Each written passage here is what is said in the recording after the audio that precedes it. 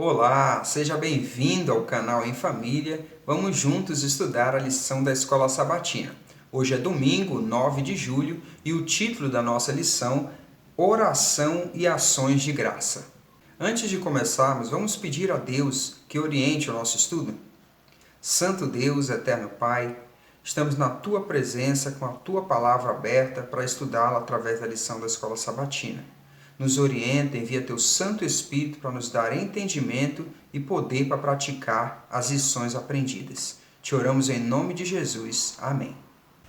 No estudo de hoje, o apóstolo Paulo vai chamar nossa atenção para a importância de sermos gratos a Deus mesmo nos momentos de dificuldade. Ao estudarmos a expressão orar sem cessar, vamos aprender que uma vida de oração é estar com o pensamento sempre em Deus, com os olhos e o coração abertos para enxergar a providência divina em cada situação do nosso dia a dia. A pergunta 1: compare os dois relatos de oração de Paulo em Efésios, capítulo 1 e capítulo 3. Que temas os textos têm em comum? Efésios capítulo 1, verso 15. Por isso também eu, tendo ouvido a respeito da fé que vocês têm no Senhor Jesus e do amor para com todos os santos, verso 16, não cesso de dar graças por vocês, mencionando-os nas minhas orações. Efésios 3, verso 14. Por essa razão eu me ponho de joelhos diante do Pai.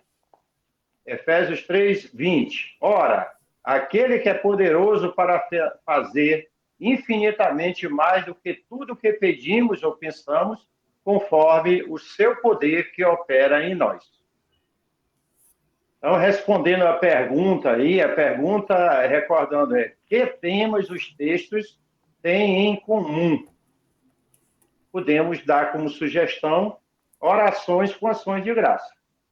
Paulo, ao saber da realidade que estava acontecendo na igreja de Éfeso, como os irmãos estavam crescendo, como os irmãos estavam lutando e enfrentando as dificuldades, ele ora e dá ações de graças a Deus para aquela experiência dele.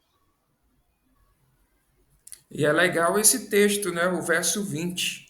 Ele fala: ora, aquele que é poderoso para fazer infinitamente mais do que tudo o que pedimos ou pensamos, conforme o seu poder que opera em nós. Né? Ou seja, ele Isso. poderia fazer muito mais do que ele estava fazendo, né? Muito legal. Sim, sim, legal. E aqui o texto fala de pedir, né? Como é que nós pedimos a Deus? Em oração. Eu entendo que essa exortação de Paulo, ele está nos orientando a uma vida de oração, né? Pelo exemplo dele, uma vida de oração. Agora, a lição ela é bem clara quando ela diz que uma vida de oração não significa você estar ajoelhado o tempo inteiro, né? Não significa você estar naquele ato de oração propriamente dito.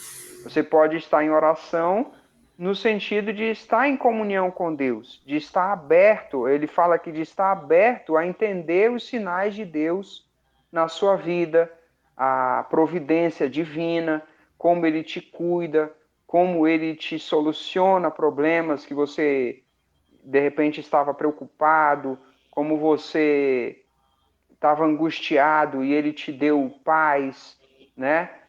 A encontrar, você está pronto a encontrar nas coisas, nas situações, sinais da presença divina.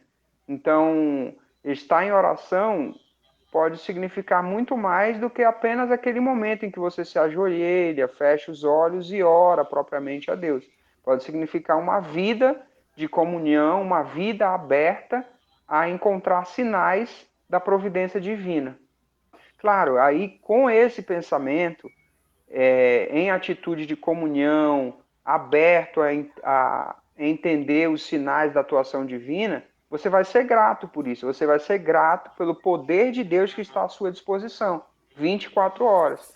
E aí, na sua oração, você vai adotar um tom muito mais de gratidão, de oração dando graças a Deus pelas coisas que ele já faz, do que um tom pesaroso, pedindo por coisas. Não que isso não seja importante, né? colocar os nossos pedidos, as nossas necessidades diante de Deus, mas nós vamos enxergar as ações de Deus na nossa vida. Então, nós precisamos estar em espírito de oração, ter uma vida de oração, diariamente viver em oração. A forma como isso é feita, aí é de cada um. Vai ter momento que nós vamos estar orando ao Senhor ajoelhados. Aí vai ter momento que nós vamos estar orando ao Senhor num grupo, em família, com a esposa, com os filhos. Mas tem momento que nós vamos estar orando ao Senhor no ônibus, no carro, na escola, certo? E outra coisa é que Paulo junta a oração, ele agrega a oração à ação de graça, o louvor, porque a oração não pode ser simplesmente um pedir a Deus, a buscar a Deus para suprir uma necessidade. Significa não viver distanciado de Deus, mas comprometido com Ele, sempre aberto à sua liderança. Então, pelo que eu entendi aqui, é mais do que simplesmente você parar um momento e orar, né? Se dirigir a Deus. Mas é você no seu dia a dia, nos seus afazeres, você ter essa consciência, né? De que Deus é o líder da sua vida. Você está aberto a isso, né? Se sujeitar à sua vontade. Isso é uma vida de oração também. Então, é importante, assim, a você que está conosco, a sua experiência de oração é importantíssima para Deus. Não existe uma definição fechada e única. Tá?